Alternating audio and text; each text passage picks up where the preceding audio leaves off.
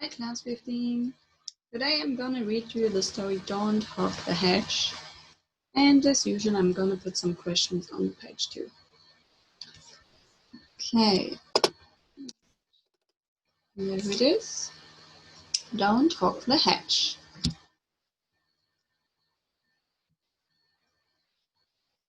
Goodness me, snorted Hetty the hedgehog.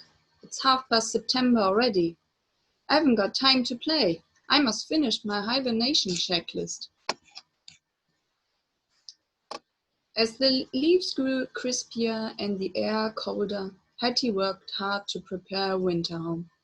She snuggled tightly into her cozy and comfortable couch, just in time for the big sleep. Just as she was drifting off, little footsteps caused her to open her eyes. Who could that be? She grumbled, as she stuck her fury and slightly damp nose out of the hatch. 3 dormice, Dylan, Dexter, and Doris, popped up out of a patch of fallen leaves. We were just admiring the beautiful home you have made, Dylan squeaked. Could we stay here for the big sleep too?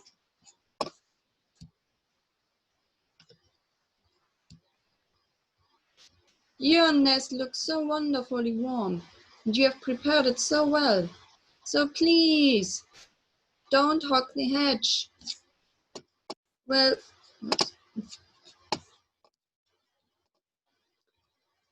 my hedge is only really set up for one, Hetty grunted. But as you're all only little, I can probably find some space for you. Just this one. Just as soon as they had settled in, Hetty heard a new, very strange sound heading their way. Thud, shuffle, shuffle, thud. Toby the toad came to a stop in front of the hedge.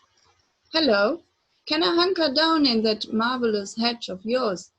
He croaked loudly. Your nest looks so comfy and you have prepared it so well. So please, don't hog the hedge. You really should have sorted out a place to stay sooner, Hetty scolded. But I suppose you can stay if you promise not to leap around too much. Hetty budged up closer to the dormice to give Toby more room. The hedge was very short of space, but it was much cozier than before. Thank you so much for sharing with us, Doris said. You're my hero, Toby declared. As the animals thanked her, Hetty's prickly mood began to change. I've never been called a hero before, she said proudly. She happily snuggled down tight into her leafy bed with her new companions, but just as her tired little eyes gently closed. Bzzzt, a bumblebee appeared. Sorry to disturb you all, she called, but I can see that the home you have made is quite simply fit for a queen. And well, here I am, Queen Beatrice. Your nest looks so safe and you have prepared it so well. So please, don't hog the... Yeah, you don't need to ask, Your Majesty, Hetty chuckled. Just come on in and make yourself at home. What a squashed up bunch they were. Hetty's spikes tickled Toby's toes, and everyone was trying hard to avoid Queen Beatrice's sting. Eventually they all settled down, but then sop, sniffle, sop. Wah! Billy, a young and very upset bat, flowed gently down beside the hedge. I'm lost. I can't find my family, he sobbed. Can I hang out in your company for a little while? Hetty looked around at her cramped little shelter.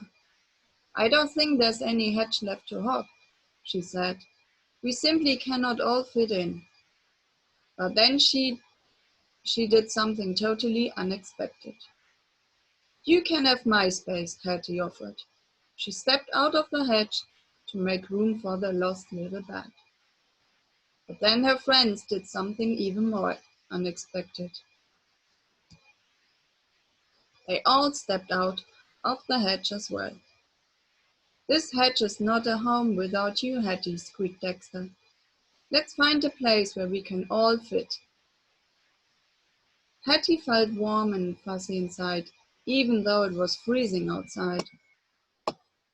So they set off and soon found a new, more perfect spot for their big and well-deserved sleep. And they found Billy's family there too. All of them. And that's the end. I hope you enjoyed the story. Bye bye.